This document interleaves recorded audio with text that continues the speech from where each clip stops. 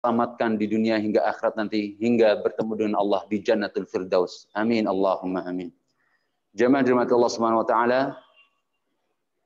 hari demi hari telah berlalu, hari berganti bulan, bulan berganti tahun, dan begitu seterusnya. Dan hari ini kita ada di hari ke-19 di bulan Jumadil Ula 1442 Hijriah. Maknanya sebentar lagi kita akan biiznillah ta'ala, dengan izin Allah kita akan menemui lagi bulan Ramadan 1442 Hijriah.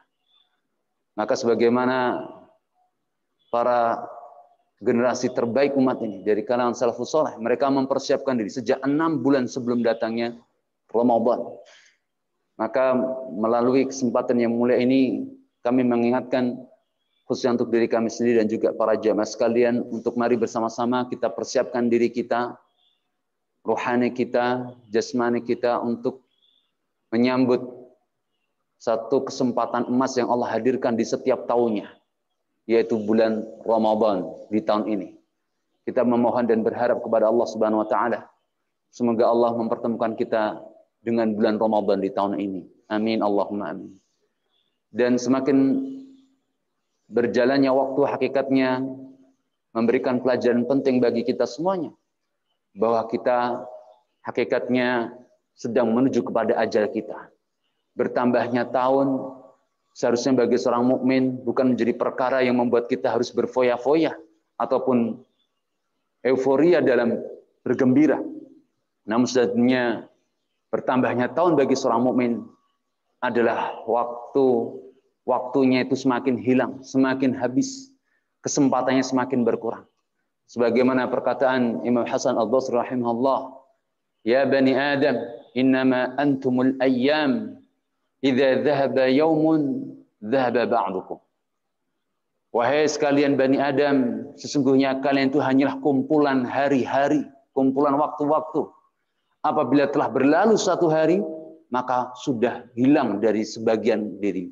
Oleh sebab itu, bertambahnya tahun, haruslah kita semakin mawas diri, mau kemudian semakin berhati-hati dalam setiap tingkah laku kita, karena hakikatnya ajal kita semakin dekat.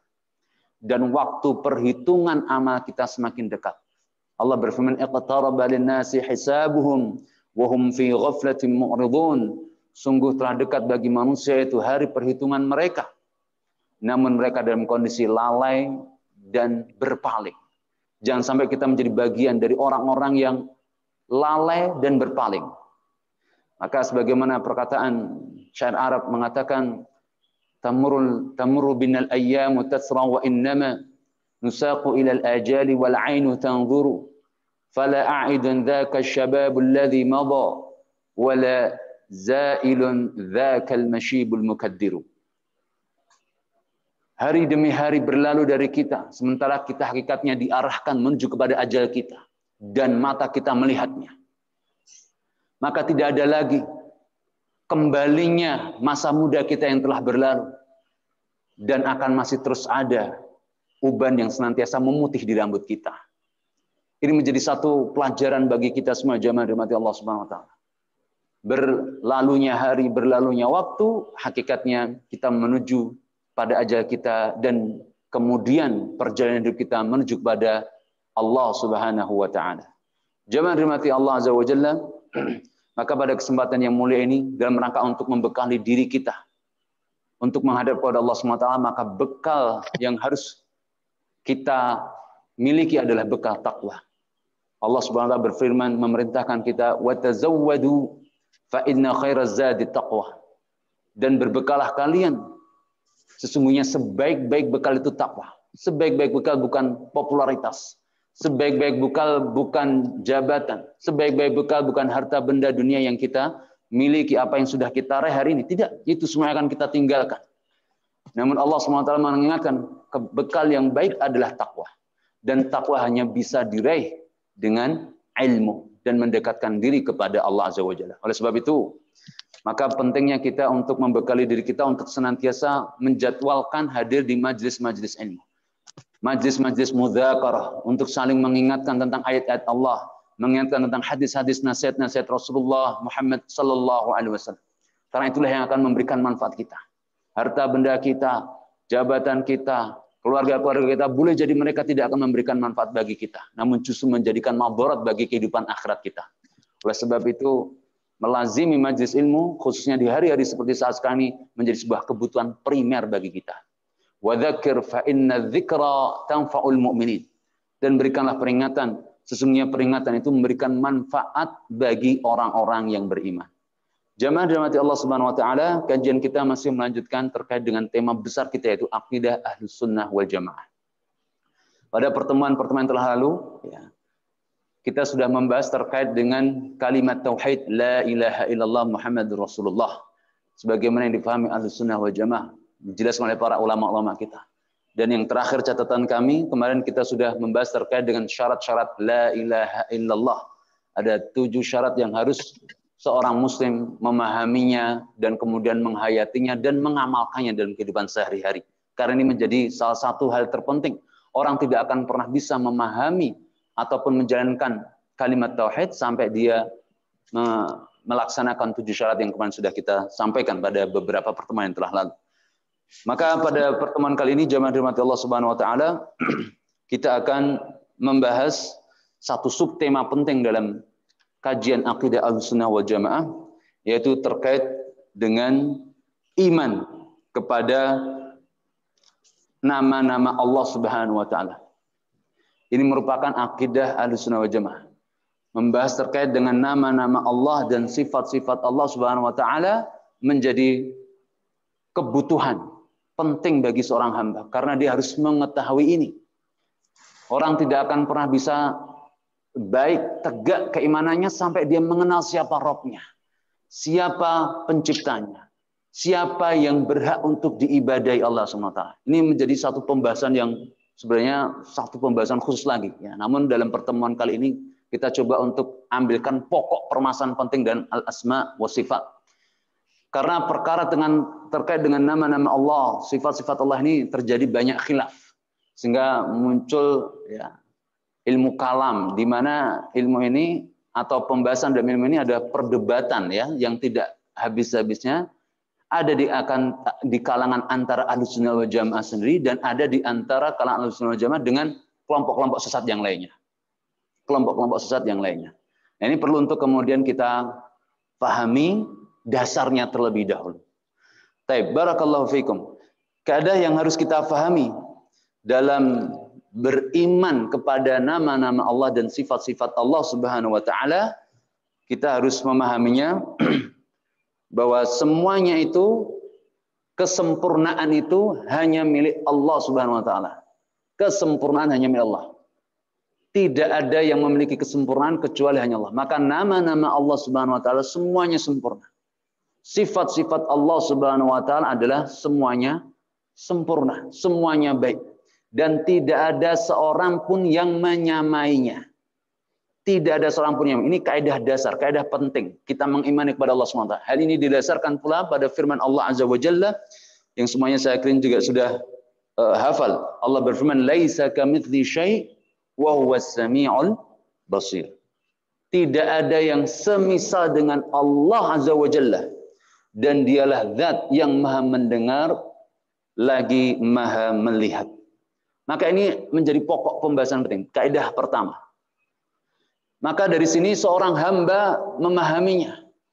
Ya, dengan kalimat tauhid yang dia ikrarkan, yang dia ucapkan, maka sejatinya dia sedang menyandarkan hidupnya kepada zat yang maha sempurna. Ya, maka dari sini jamaah dirahmati Allah, faedah ketika kita mempelajari asma wa sifat. Ya, ini dalam rangka juga untuk menumbuhkan rasa apa? Rasa aman dan nyaman kita. Di tengah hari-hari seperti saat sekarang ini misalnya, di tengah pandemi, di tengah kerisauan, di tengah keributan-keributan, kekisruan-kekisruan yang terjadi di tengah-tengah manusia. Ancaman-ancaman, ketegangan demi ketegangan yang itu menghiasi kehidupan manusia. Maka orang beriman tahu betul, sadar betul bahwa tidak ada tempat untuk bisa menyandarkan dirinya kecuali hanya kepada Allah. La malja'a wa la manja minka illa ilaik. Sungguh tidak ada tempat untuk kemudian kita berlindung, menyandarkan diri dan mencari keselamatan kecuali hanya kepada Allah SWT. Karena memiliki itu tadi nama-nama yang agung, nama-nama yang sempurna, sifat-sifat yang sempurna. Mau apa saja semuanya ya dicukupi oleh Allah SWT karena kita sebagai hambanya. Mengklaim aku sebagai hambanya, maka sudah semestinya bagi setiap hamba itu betul-betul mengagungkannya, memuliakan Allah Subhanahu wa taala. Dan disinilah jemaah dirahmati Allah ya. Salah satu dari rahasia kesuksesan para pendahulu-pendahulu kita.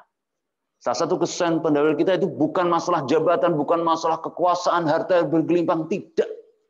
Namun kesuksesannya adalah karena mereka sukses dalam iman kepada Allah Subhanahu wa taala. Itu iman kepada nama-nama Allah, sifat-sifat Allah Subhanahu wa taala. Di saat yang lainnya itu berpikir bagaimana bisa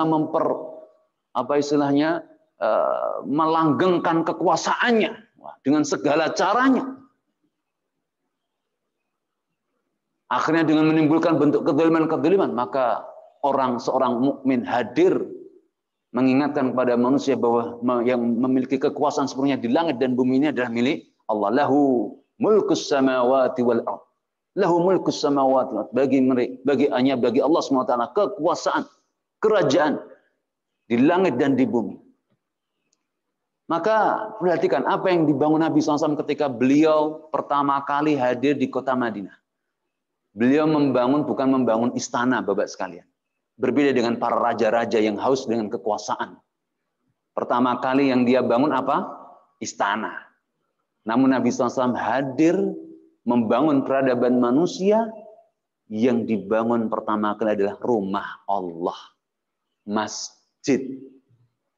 Masjid Babus Salam. Betul? Halo? Nah ini baru 15 menit sudah bismillahirrahmanirrahim wa amut. Repot ini ya kan? Yang dibangun pertama kali, masjid yang dibangun oleh pertama kali Nabi SAW itu Masjid Babus Salam. Betul? Halo, salah. Yaitu Masjid Quba. Ya, dan kemudian step berikutnya Nabi SAW Masjid Nabawi. Yang ini menjadi pusat peradaban kaum muslimin saat ini. Menunjukkan betapa seorang hamba tahu, mengetahui apa yang menjadi perkara mendasar dalam kehidupan ini. Tidak lain dan tidak bukan menghamba kepada Allah Subhanahu wa taala. Maka hal yang harus diperhatikan pertama kali yaitu menghadirkan eksistensi iman di tengah kehidupan. Menghadirkan eksistensi iman di tengah kehidupan. Dalam bentuk apa? Membangun rumah Allah, masjid Allah. Sebagai rumah untuk iman dan Islam kita. Iman dan Islam kita semuanya. Ini hal yang mendasar, esensial, urgen. Ya. Yang nggak bisa digantikan dengan pernak-pernik duniawi berupa istana dan lainnya. Tidak. Ini jamaah dirahmati Allah. Ini sebagai bentuk implementasi ketika dia beriman kepada Allah. Ya, walahul asmaul husna, dan baginya nama-nama Allah yang agung. Allahu Akbar, Ar-Rahman, Ar-Rahim. Ya. Ini semuanya ya, diwujudkan dalam bentuk itu dalam kehidupan sehari-hari. Ini faedahnya jamaah Allah. Di saat yang lainnya risau, tidak mendapatkan apa istilahnya, potongan-potongan dunia misalnya, harta-harta dunia, maka orang mukmin tidak akan pernah risau dan tidak akan pernah stres. Karena dia tahu, dia menghamba kepada siapa? Zat pemberi rizki. Allahu khairur raziqin. Allahul ghaniyul hamid. Allah zat yang maha pemberi rizki, sebaik-baik pemberi rizki. Dan Allah zat yang maha kaya, lagi maha terpuji. Coba. Di antara manusia semuanya bingung, Pak. Bingung, mau kemana ini? Ya. Kehidupan penuh krisis, resesi. Apalagi diprediksikan 3 semester ke depan masih anjlok resesi, gitu katanya, Pak. Orang mukmin tidak. Orang mukmin tahu betul. Ya ayuhan nas, antumul fuqara'u ilallah wa huwal ghaniyul hamid. Wallahu wal ghaniyul hamid. Wahai manusia, kalian itu harusnya yang kalian butuhkan itu adalah mendekat kepada Allah. Wallahu wal ghaniyul hamid, dan dialah Allah zat yang maha kaya lagi maha terpuji. Orang mukmin tahu. Jadi nggak perlu stres. Dihadapi itu bukan semuanya dengan kepongahan dan kesombongan seakan-akan kita bisa mencukupi kebutuhan kita sendiri. Oh, aku ahli ekonomi. Oh, aku ahli ini, ahli itu. Emang kalau sudah jadi ahli lalu bisa mencukupi kebutuhan kita sendiri? Tidak. Inilah jemaah dirahmati Allah, hal yang sering sekali dilalaikan oleh sebagian besar manusia. Mereka merasa sudah bisa mencukupi kebutuhan diri mereka sendiri, padahal tidak, kenyataan tidak. Yang mencukupi kebutuhan hidup kita hanyalah Allah Azza wa Jalla, bukan siapa-siapa. Bukan siapa-siapa. Maka ini apalagi kondisi-kondisi krisis seperti saat sekarang ini, di tengah-tengah pandemi, yang paling kita butuhkan itu, ya setelah dari kebutuhan-kebutuhan yang lainnya adalah, yang paling primer adalah mendekatkan diri kepada Allah, taubat kepada Allah, kembali kepada Allah Azza wa Jalla, bukan malah membuat kekisruhan, kezaliman demi kezaliman. Bukan malah kemudian mencari ya sasaran-sasaran pelampiasan, apalagi sampai nutup-nutupi fakta data. Nah, ini di lapangan ini tidak boleh juga. Ya, dimunculkanlah yang menjadi yang kesalahan utamanya adalah orang-orang Muslim. Nah, ini juga nggak boleh, haram. Nah, ini jamaah dirahmati Allah Subhanahu Wa Taala. Sekali lagi, ini faedah penting ketika kita harus memahami al-asma wa sifatullahil ulia. Asmaullahil husna wa sifatullahil ulia. Nama-nama Allah yang tinggi, nama-nama Allah yang indah, dan sifat-sifat Allah yang tinggi. Ini kaidah pertama. Kaidah yang kedua yang harus kita pahami, Ahlus Sunnah wal Jamaah dalam mengimani iman kepada nama-nama Allah, sifat-sifat Allah adalah apa? Tidak diperbolehkan ya, kita melakukan 4 hal. Apa itu 4 hal? Tamtsil. Tamtsil itu berarti menyerupakan. Memisalkan. Itu tidak boleh. Haram. Tamtsil. Memisalkan. Allah semisal ini, semisal. La. Ta'ala Allah. Ta'ala Allah amma yakulun. Ya. Maha tinggi Allah dari apa yang dituduhkan, diomongkan oleh manusia. Ini tidak boleh. Ya. Perkara yang haram adalah tamtsil. Memisalkan Allah dengan sesuatu yang lain. Tidak boleh. Allah adalah zat yang maha agung. Yang maha mulia. Nama-namanya pun agung, nama-nama yang mulia. Dan yang kedua yang tidak boleh dilakukan dalam akidah Ahlussunnah wal Jamaah dalam mengimani asma wa sifat adalah apa? Bila ta'tilin. Ya, yaitu tanpa menghilangkan. Ta'til artinya adalah menghilangkan semua sifat-sifat Allah Subhanahu wa taala. Menghilangkan sifat-sifat Allah ini tidak boleh. Seperti orang-orang Mu'tazilah yang kemudian mereka mengklaim ya, Allah, ya, sifat-sifat Allah itu hakikatnya tidak ada. Karena kalau Allah punya sifat berarti dia sama dengan makhluk. Ini kan kacau. Sementara Allah SWT memberikan sifat kepada dirinya sendiri. Ya. Allah berada dalam arasy, Allah berada dalam, Allah duduk di atas, Allah turun ke langit dunia. Ini kan informasi-informasi berdasar pada wahyu dari Allah Subhanahu wa taala. Apakah kemudian ini dalil-dalilnya mau kita buang semua? Ini berbahaya. Ta'til, menghilangkan sifat dan nama Allah ini adalah perbuatan yang dosa besar, tidak boleh. Kemudian yang ketiga, ya, wala tashbih, tidak boleh ada penyerupaan. Seperti yang dilakukan oleh orang ahli kitab. Nah, ini tidak boleh, haram. Seakan-akan Allah itu wujud, ya. Berada tiga adalah satu ada tiga, mumet nggak itu? Nah, kacau kan? Gimana ini? Tidak boleh tasbih, menyerupakan Allah SWT. Ya, haram. Laisa kamitslihi syai'un wa huwas samiul. Ini terkait dengan kaidah yang pertama tadi. Laisa kamitslihi syai'un wa huwas samiul basir. Kemudian yang keempat, yang tidak boleh ya di kaidah yang kedua ini, larangan ya, larangan dalam mengimani asma wa sifat adalah yang keempat adalah takyif. Takyif maknanya adalah membagaimanakan Allah. Artinya apa? Cara Allah itu, bagaimananya Allah itu seperti apa. Nah, ini tidak boleh. Ini tidak adab. Tidak beradab terkait dengan Allah Subhanahu wa taala. Ya. Suatu ketika Imam Malik rahimahullah ditanya, Imam Malik rahimahullah, Malik bin Anas rahimahullah, Imam Darul Hijrah. Wahai Syekh, wahai Imam, Ar-Rahmanu 'alal arsy istawa. Ar-Rahman 'alal arsy istawa. Itu dalam surat Thaha. Ar-Rahman, Allah berada al-istiwa, bersemayam di atas arsy-Nya. Wa kaifa al-istiwa? Bagaimana dengan istiwanya itu? Tata cara istiwa bersemayamnya Allah itu seperti apa? Masya Allah. Maka Imam Malik menyatakan, ya, al-istiwa ma'ruf. Ya. Al-imanu bihi wajib. Al-iman, iman bahwa Allah bersemayam di atas arsy ada suatu kewajiban. Karena itu adalah informasi langsung datang dari Allah dan Al-Quran. Ya. Wal istiwa ma'ruf, dan kata-kata istiwa bersemayam itu sesuatu yang sudah difahami oleh secara bahasa, sudah tahu. Wasu'alu anhu bid'ah, dan bertanya tentang bagaimananya istiwa itu ada suatu perkara bid'ah. Ya. Karena lam yakul lahu kufuwan ahad, tidak ada yang semisal dengan Allah Subhanahu wa taala. Bagaimana dia akan memisahkan cara-cara Allah Subhanahu wa taala? Enggak ada yang bisa, karena Allah Khaliq.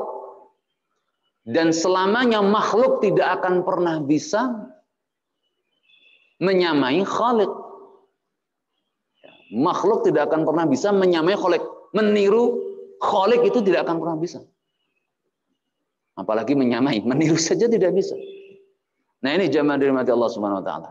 Jadi ini kaidah yang kedua, larangan dalam kita mengimani al-asma dan sifat. Ada satu lagi, bila tamthil, tanpa memisalkan.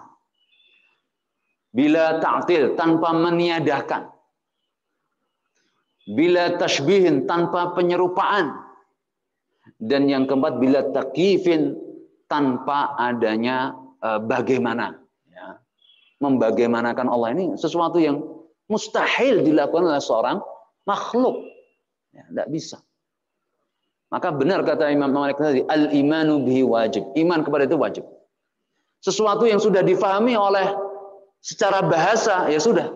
Itu kita fahami. Terkait dengan kaifiyahnya, bentuknya, wallahu a'lam. Ya. Seperti penyebutan firman Allah, yadullahu fawqa jama'ah. Yadullahu fawqa aidihim. Ya, yadullahu fawqa aidihim. Bagaimana dengan tangan Allah? Ya kita tidak tahu, ya. Jangan kemudian mereka atau bahkan mohon maaf, ya, memisahkan tangan Allah kayak gini, nggak boleh. Haram. Nah, ini adab kepada Allah Subhanahu wa taala, adab kepada Allah Subhanahu wa taala. Kita harus tahu diri dalam masa ini, Pak. Ya. Wajah Allah, wajhullah, Allah punya wajah. Ya. Siapa yang menyebarkan ini? Yang menyematkannya adalah firman Allah Subhanahu wa taala sendiri. Ya. Ainama tuwallu fathamma wajhullah. Berarti ini informasi. Secara zahir bahasa sudah dipahami. Berarti Allah Subhanahu wa taala punya wajah, punya zat. Ya. Yang wujud. Maka bagaimana cahaya Allah? Wallahu a'lam. Besok akan Allah itu akan dilihat hanya bisa besok pada hari kiamat, dan itu pun bagi siapa? Bagi penduduk surga saja. Penduduk neraka tidak. Ya, seperti dalam hadis Sahih Bukhari, Sahih Muslim. Ya, ketika Allah Subhanahu wa taala menawarkan kembali kepada penduduk surga, wahai penduduk surga, apakah kalian masih menginginkan sesuatu yang ingin aku berikan kepada kalian? Lalu para penduduk surga berkata, ya Rabb, bagaimana kami menginginkan sesuatu lain lagi? Padahal di sini kami sudah nyaman, enak, semuanya terfasilitasi, semuanya sudah indah semuanya. Maka Allah Subhanahu wa taala berfirman kepada mereka, ru'yatullah, ya. Yaitu melihat Allah, ya. Dan ini juga di dalam hadis yang panjang, ya, di Sahih Bukhari dan juga kitab Sahih Muslim. Nah, ini jamaah dirahmati Allah, melihat wajah Allah besok pada hari kiamat. Ya. Kemudian terkait dengan Allah yang zulu fi sama'id dunya hina yabqa min thuluthil lail. Allah senantiasa turun di langit dunia ketika masih tersisa sepertiga malam terakhir. Nah, terus ini bagaimana nih? Sementara Allah Ar-Rahmanu 'alal arsy istawa. Allah berada semayam di atas arsy-Nya. Nah, kalau kemudian Allah itu setiap malam di sepertiga malam terakhir turun di langit dunia, kapan Allah bersemayam? Sementara kita tahu bahwa di bumi ini hanya ada dua kondisi saja, kalau nggak siang mesti malam. Dan yang namanya waktu itu kan berjalan, malam siang, malam itu kan berjalan. Hari ini di tempat ini subuh, di tempat semakin ke barat menjelang subuh, menjelang subuh, menjelang subuh, sepertiga lagi. Dan itu berputar. Ya, hanya ada dua belah bagian saja di muka bumi ini. Kalau nggak siang ya malam. Dan ini terus berputar kan Pak ya, semuanya. Maka di sini jamaah rahmat Allah adabnya orang beriman. Ya, bila tamtsil, bila ta'til, bila tashbih, bila taqif itu tadi. Ya, 4 hal ini. Maka karena apa? Allahu ala kulli syai'in qadir. Ini akidah Ahlussunnah wal Jamaah. Allah berkuasa atas segala sesuatu. Kalau Allah berkehendak jadi maka jadilah. Dan Allah Maha mengetahui. Allah Maha kuasa atas segala sesuatu. Wallahu ala kulli syai'in qadir. Ini kaidah penting dalam memahami asma wa sifat. Sekali lagi, makhluk kita tidak boleh sebagai makhluk ya, tentang berpikir terkait dengan Allah SWT.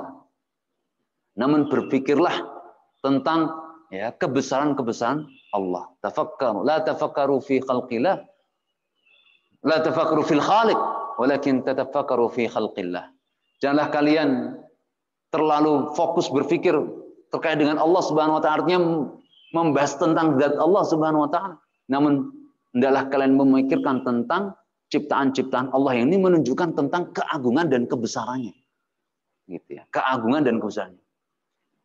Jangan seperti dimisal-misalkan pula seperti wah, masuknya apa istilahnya ini terjadi perdebatan ini karena juga masuknya pemikiran-pemikiran Helenisme, Yunani ya. Ya, yang ya artinya mereka menuhankan dewa-dewa. Nah, gitu. Ya. Seakan-akan punya dewa lagi ini, dewa itu. Ya. Ini jelas kesyirikan, tidak boleh. Allah Al-Ahadus Samad. Allah zat yang maha satu, maha tunggal, maha esa. Dan dia yang menjadi tempat bergantung bagi seluruh makhluk-makhluknya. Ini kaidah yang kedua yang harus kita pahami terkait dengan masalah al-asma wa sifat. Ini terkait dengan pokok-pokoknya.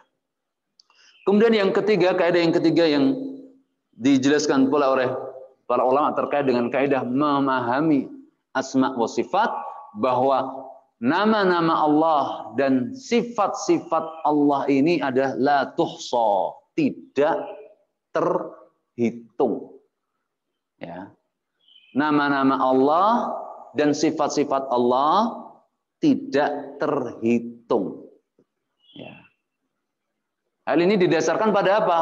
Hadis Nabi SAW terkait dengan doa yang Allah ajarkan kepada Nabi kita SAW. Allahumma inni abduka wa banu abdika wa banu amatika nasiyati biyadik madin fiyya hukmuk adlun fiyya qada'uk as'aluka bikulli ismin huwa lak sammaita bihi nafsak aw anzaltahu fi kitabik aw 'allamtahu ahadan min khalqik aw ista'tharta bihi fi 'ilmi al-ghaibi 'indak an taj'ala al-Qur'ana al-'azima rabi'a qalbi wa nura sadri wa jalaa'a huzni wa dhahaba hammi. Nah, ini hadis ya, terkait dengan masalah doa ya. Yang ini diajarkan Nabi SAW. Artinya apa tadi? Ya Allah, aku ini adalah hambamu, anak dari hambamu laki-laki dan anak dari hambamu perempuan. Ubun-ubunku nasiyati biyadik, ubun-ubunku ada di tanganmu ya Allah. Madin fiyya hukmuk, berlaku dalam diriku semua hukum-hukummu ya Allah. Adlun fiyya qadauk, adil setiap ketetapan-ketetapanmu dalam diriku ya Allah. Nah, gitu. As'aluka bikulli ismin huwa lak, ya Allah, aku meminta, memohon kepadamu ya Allah, bikulli ismin huwa lak, semua nama-nama yang itu milikmu. Au sammaita bi nafsak, atau nama-nama yang kau menyebutkan nama-nama itu untuk dirimu sendiri. Au anzaltahu fi kitabik, atau nama-nama yang telah diturunkan dalam kitabmu. Au 'allamta ahadan min khalqik, atau nama-nama yang telah engkau ajarkan kepada sebagian dari hambamu. Au ista'tharta fi 'ilmil ghaibi 'indak, atau nama-nama yang engkau simpan dalam ilmu ghaibmu. An taj'alal Qur'ana al-'azima rabi'a qalbi, Allah jadikanlah Quran azim ini, Quran yang agung ini, rabi'a qalbi, penyejuk hatiku. Wa nura sadri, dan cahaya dalam dadaku. Wa jalaa huzni, ya, dan hilangnya rasa kesedihanku. Wa dhahaba hammi wa ghammi, dan perginya hilangnya rasa gundah gulana dan kerisauan, kekhawatiran. Ini doa yang agung. Ya, ini harus dihafal. Nggak hafal nggak boleh pulang. Ya kan, namanya ngaji memang harus gitu. Sekali-kali harus ada pressure ya. Barakallahu fikum. Boleh pulang Pak, santai aja. Ini penting, nanti habis ini cari doa ini. Ya. Hadisnya sahih. Maka dari hadis yang mulia ini, ulama-ulama Ahlus Sunnah wal Jamaah menjelaskan bahwa asma'ullahi wa sifatuhu al-ulya la tussa. Nama-nama Allah dan sifat-sifat Allah itu tidak terhitung banyaknya. Mas, lalu bagaimana dengan hadis Nabi yang sahih ya oleh Imam Bukhari? Inna lillahi tis'an wa tis'ina isman man ahsaha dakhalal jannah. Sesungguhnya Allah Subhanahu wa taala memiliki 99 nama, barang siapa yang menghafalkannya maka dia masuk surga. Nah, ini dijelaskan oleh Imam Al-Baihaqi dalam kitabnya Syu'abul Iman. Ya, lalu kemudian beliau beristihad, apa sih 99 nama itu? Maka yang sering kita dengar ya, yang kemudian jadi di mushaf Al-Quran itu cetakan tulisan mesti ada di depannya. Wallahu alladzi la ilaha illahu, ya. Ar-Rahmanur Rahim, Al-Malikul Quddus, As-Salamul Mu'min, dan seterusnya itu. Ini tidak mengapa. Ini sah-sah saja. Boleh. Ini istihad dari para ulama kita. Maka kembali lagi dalam terkait dengan kaidah yang ketiga ini, ya. Bagaimana kita memahami bahwa nama-nama Allah itu tidak terbatas dengan 99. Sementara hadis ini menyebutkan secara sharih, menyebutkan secara eksplisit bahwa nama Allah ada 99. Maka dijelaskan oleh para ulama, ya, penyebutan angka 99 dalam hadis yang mulia ini bukan difahami sebagai bentuk pembatasan. Bukan difahami sebagai bentuk pembatasan. Nah, ini penting. Catat baik-baik, ingat baik-baik. Bisa jadi besok ujian keluar. Ya. Ini penting. Hadis terkait dengan inna lillahi tis'atan wa tis'ina isman man ahsaha dakhala jannah tidak difahami sebagai bentuk pembatasan. La yufidul hasr. Tidak difahami. Karena apa? Yang namanya kalau ngaji, Pak, ngaji itu harus tuntas gitu ya. Ulama-ulama itu ngaji bukan hanya ngambil nyomot satu hadis selesai urusan seakan-akan hanya ini saja, tidak. Kan ada hadis-hadis yang lainnya. Ada juga ayat-ayat yang lain. Walillahil asmaul husna fad'uuhu biha. Ini ayat ini mau dikemanakan? Terus bagaimana dengan hadis yang tadi kita sebutkan dalam doa yang diajarkan Nabi sallallahu alaihi wasallam, Allahumma inni abduka wa ibnu abdika. Allah as'aluka bi kulli ismin huwa lak sammaita bi nafsika aw anzalta fi kitabik aw 'allamta ahadan min khalqik. Nah, maka apa? Kaifiyah bagaimana para ulama itu mengambil hukum, mengumpulkan seluruh dalil-dalilnya. Nah, itu ngaji itu tuntas juga gini harusnya. Alhamdulillah kita tinggal dapat ekstraknya aja ya, kesimpulannya, konklusinya enak. Ya, ini dijelaskan. Maka harus hafal Quran, hafal hadis, jangan gitu. Jadi jangan sampai baru belajar ngaji satu hadis sudah tantang petenteng, nyalahkan semua orang yang tidak sependapat dengannya. Nah, ini rusak ya. Ini merusak kajian ilmu itu. Orang kayak gini nih, baru ngaji, taunya satu ayat, satu hadis, jeder, nembak orang semua salah, yang betul saya. Wah, ini nggak beradab ya. Tidak beradab. Nah, kembali ke dalam hadis, maka hadis ini tidak berdiri sendiri. Hadis ini juga dimahami bahwa memang Allah Subhanahu wa taala memiliki 99 nama, namun tidak dibatasi 99 nama.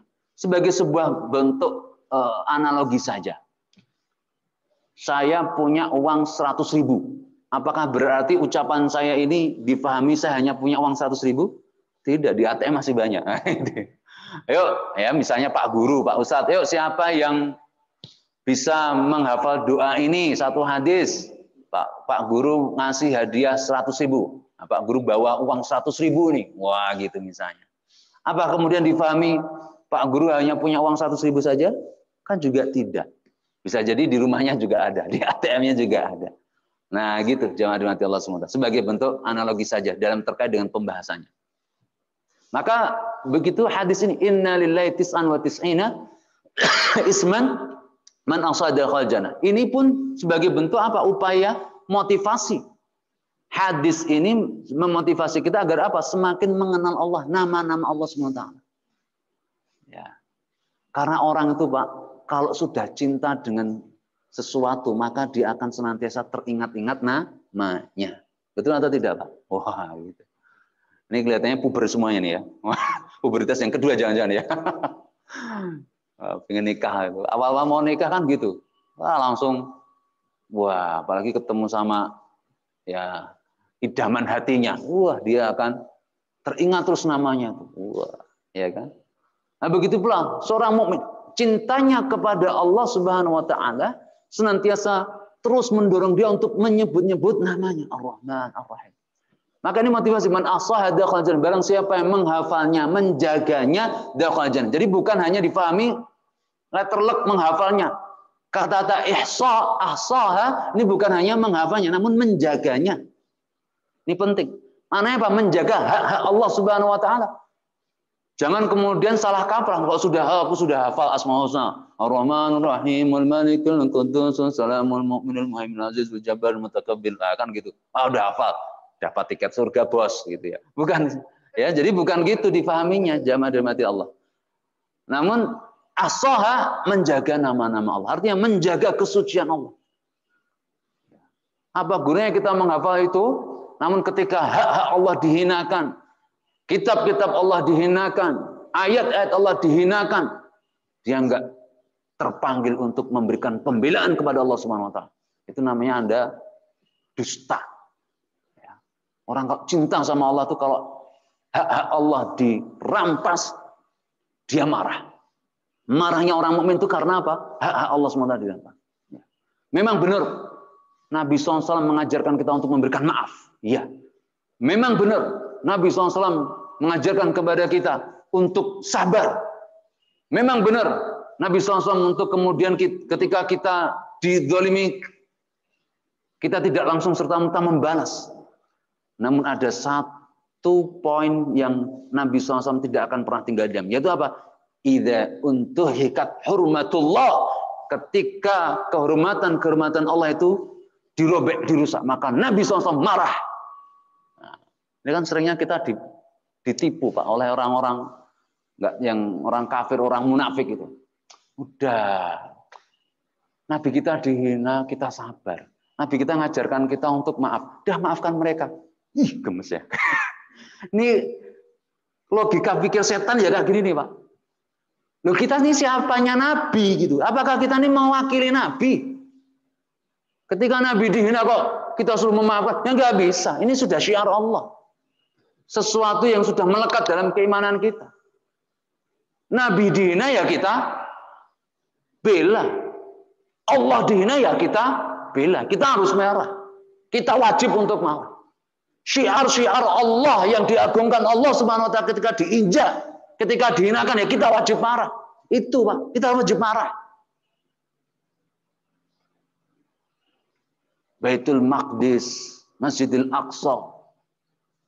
Bagian dari syiar Allah atau tidak itu? Syiar-syiar Islam atau tidak? Syiar-syiar din enggak? Allah memuliakan. Orang mukmin itu harus memuliakan apa yang dimuliakan Allah. Mencintai apa yang dicintai dan siapa saja yang dicintai Allah. Ketika ini bagian dari syiar-syiar yang Allah Subhanahu wa taala tetapkan sebagai kehormatan-kehormatan Islam. Ketika ini diinjak, dihina ya kita nggak bisa tinggal diam, bos. Ya kan gitu. Bahasa Betawinya lu jual gua beli. Gitu ya. Iya. Kalau terkait dengan diri kita dipukul, kita di ini, oke, kita memang disuruh untuk bersabar. Oke, nggak apa. Terkait dengan diri kita, Pak. Badan kita. Sabar. Tapi kok sudah Islam hak-hak Allah, nama-nama Allah Subhanahu wa taala sudah dihinakan. Nggak bisa. Nah, ini kita nggak boleh tinggal diam. Harus kita lakukan perlawanan. Minimal doa. Laknat kepada para pelaku-pelakunya. Minimal. Kalau kita memang nggak bisa melakukan apa-apa. Ya. Loh, emangnya boleh Ustaz dakwah doa dengan melaknat? Boleh.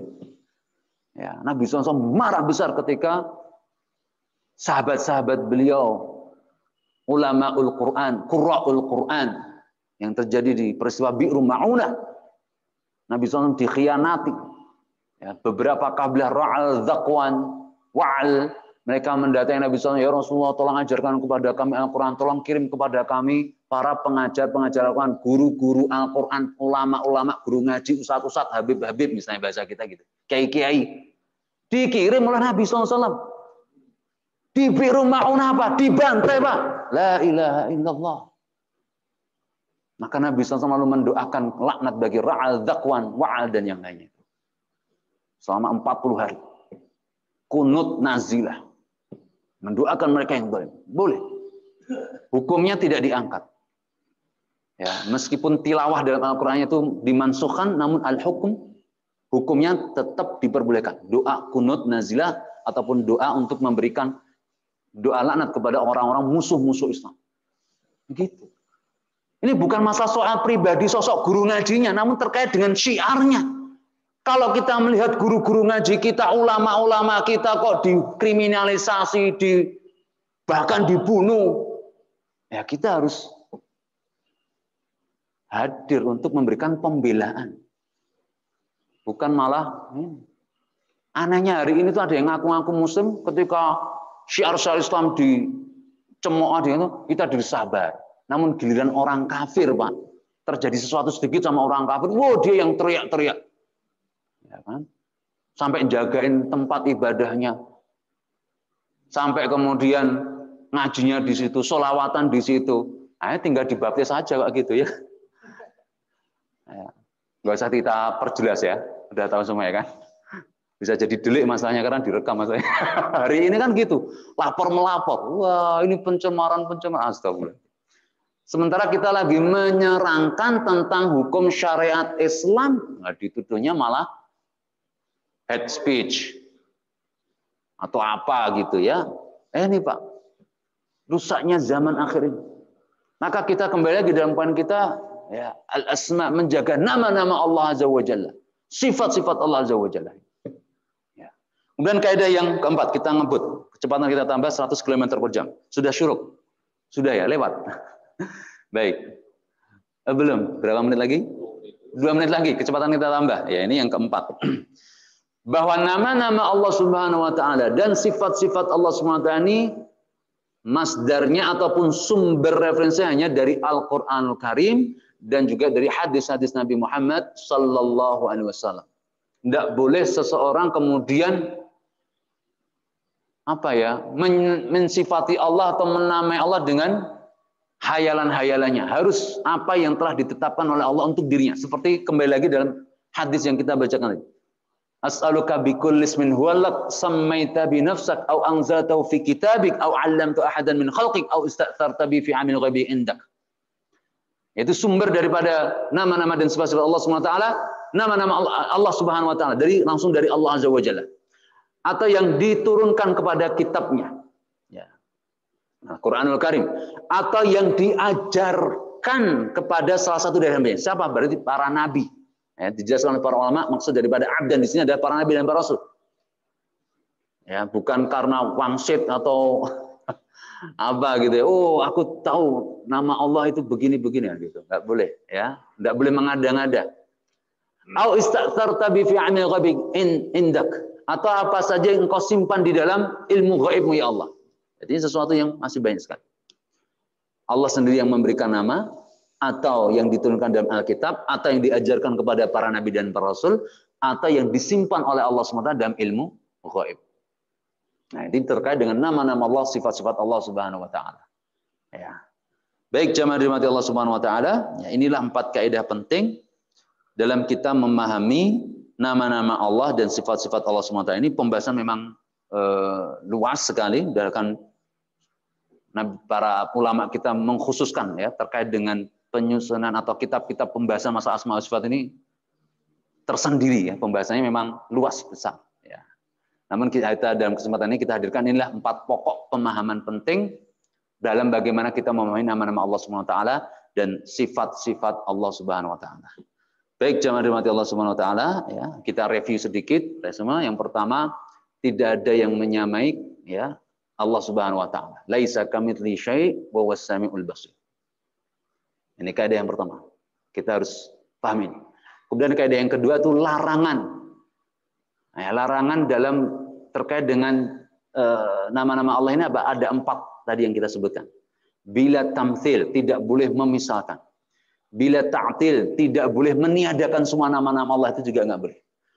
Bila tasbih, tanpa menyerupakan Allah SWT. Dan kemudian yang keempat, bila takyif, tanpa membagaimanakan Allah, itu nggak boleh. Ya. Kemudian yang ketiga yang kita sebutkan bahwa nama-nama Allah dan sifat-sifat Allah itu tidak terbatas banyaknya. Ya.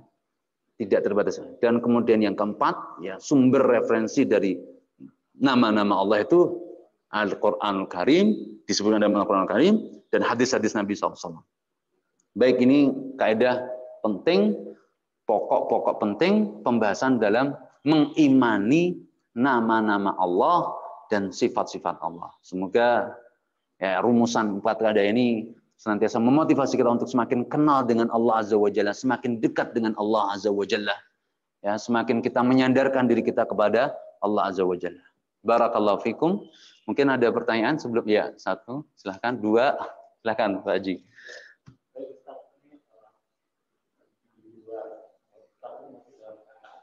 Ya. Gimana kita menyikapi suatu pernyataan atau ungkapan dari seorang yang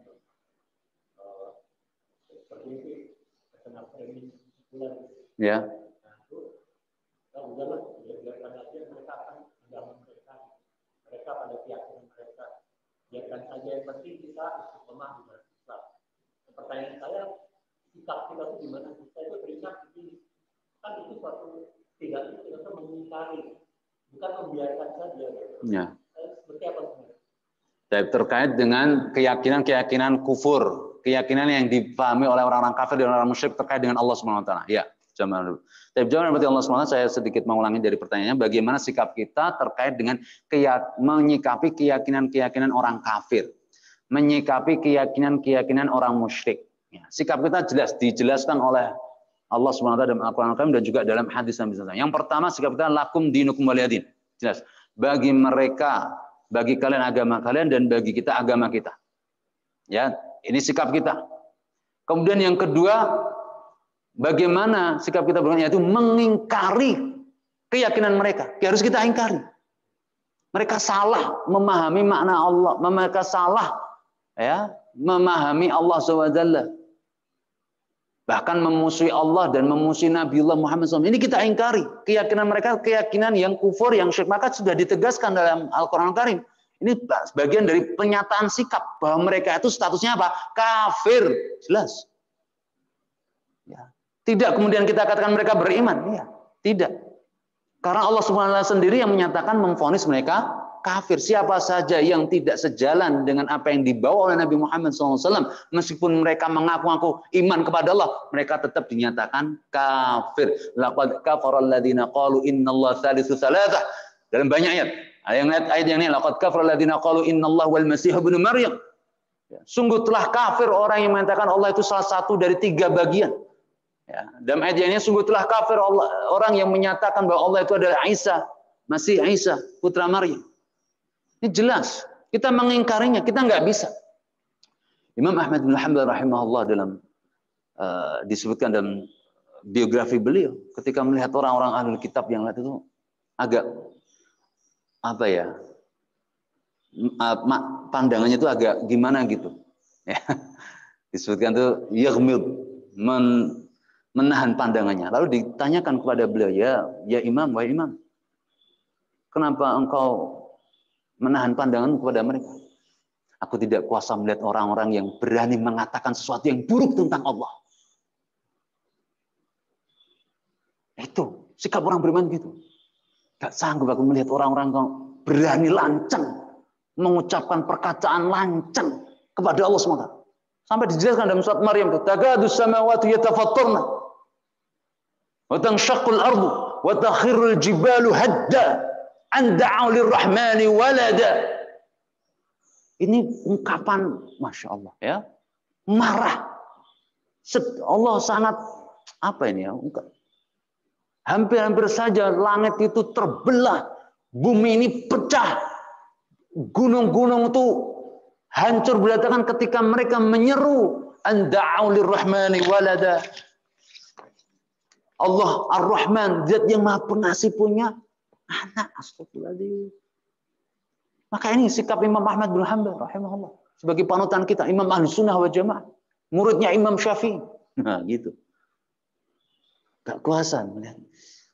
Ya, melihat sebagaimana orang, ya ini kan berlaku lancang kurang ajar tuh, kita kalau melihat orang kayak gitu gimana, Pak? Ya nggak mau lihat lah. Nah kan gitu. Itu sifatnya. Nah, sekarang ini kebablasan toleransinya dengan dalih toleransi, kebablasan. Itu bukan toleransi dalam Islam. Toleransi dalam Islam itu tadi lakum dinakum waliya din, dan kemudian kita punya sikap mengingkari apa yang kebatilan yang mereka yakin itu tuh mereka batil. Inilah gitu. Kami ini juga nyembah Allah, kami juga, tapi kalian tetap kafir. Jelas ya? Wallahu a'lam bishawab. Silakan Pak Dokter.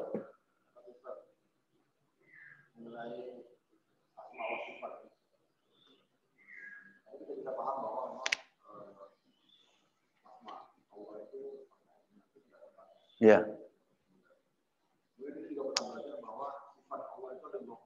Ya. Ya. Tapi barakallahu, pertanyaan bagus sekali ya. Terkait dengan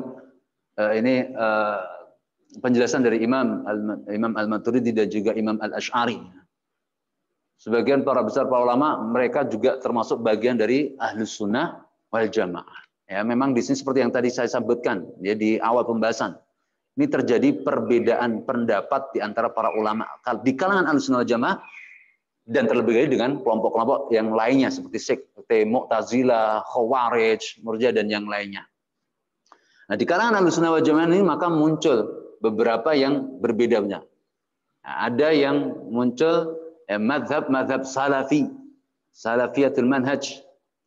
Maknanya adalah mereka yang berpegang pada apa yang dahulu generasi salaf, maksud dari generasi salaf dirujuknya adalah generasi sahabat Nabi SAW. Itu. Ini sekali lagi mazhab salafi. Ini bukan satu kelompok entitas tertentu, kelompok pengajian namanya kelompok pengajian salafi, bukan itu yang dimaksud, Pak. Ya. Ini salah kaprah, hari ini banyak orang yang tertipu dengan kata-kata salafi ini ya. Namun yang dimaksud dalam kajian literatur terkait dengan masalah asma wa sifat ini, mazhab salafi adalah mereka yang merujuk pada generasi sahabat Nabi SAW. Kemudian muncul Al-Maturidiyah, ya, Imam Al-Maturidi.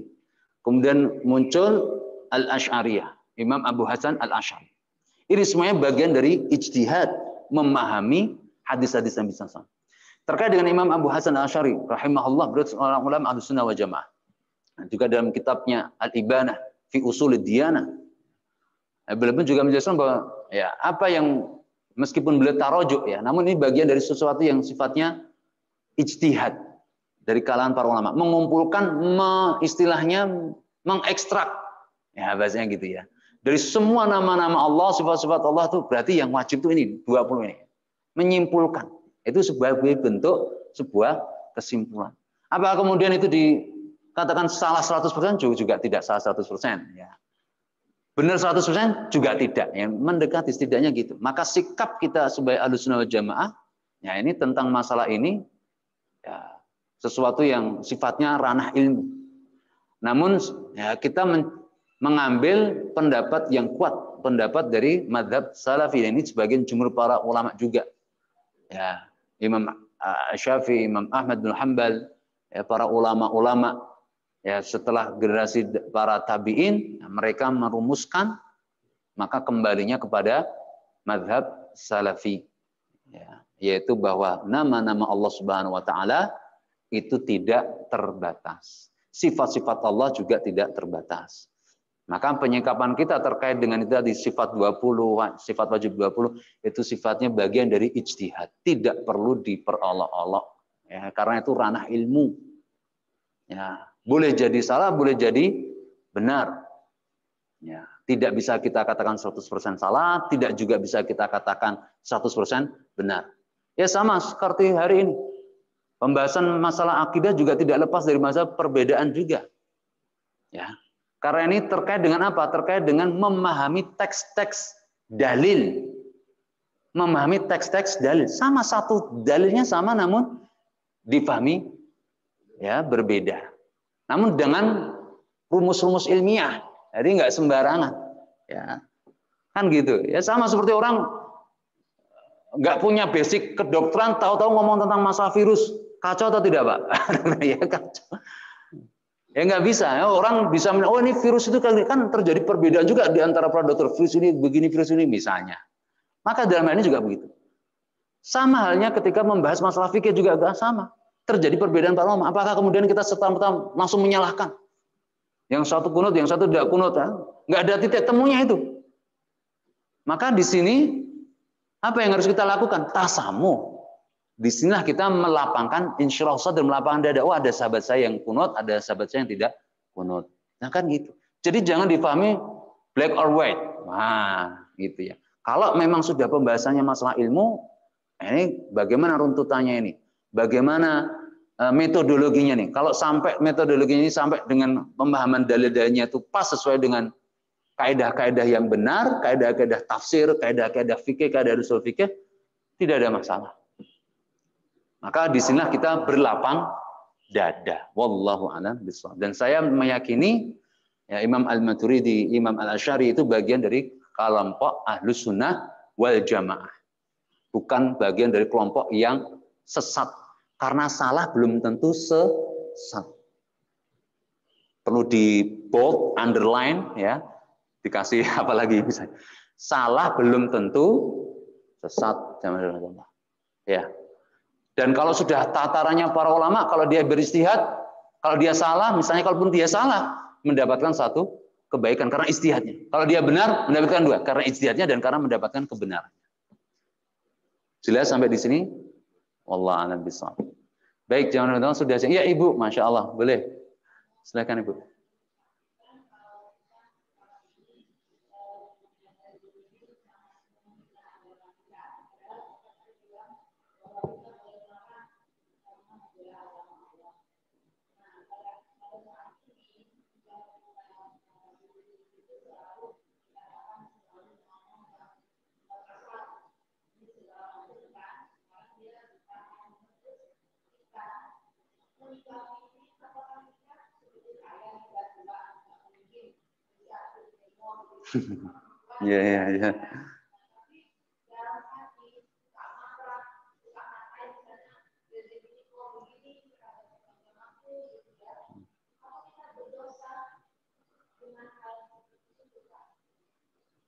Barakallahu fikum.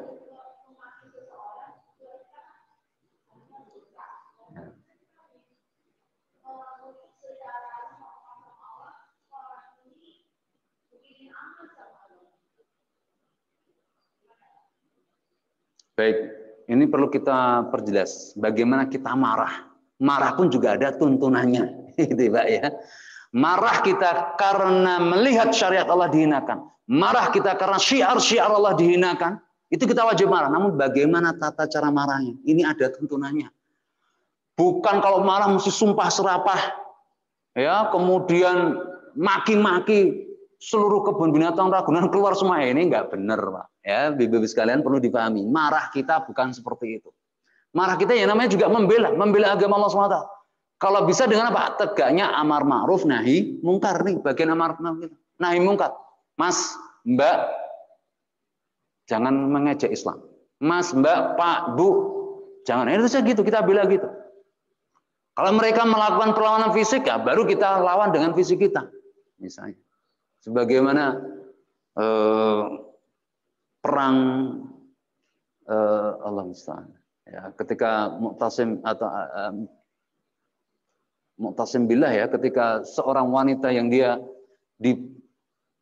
dilecehkan oleh orang Yahudi, langsung siapkan pasukan besar untuk menyerang orang-orang Yahudi itu.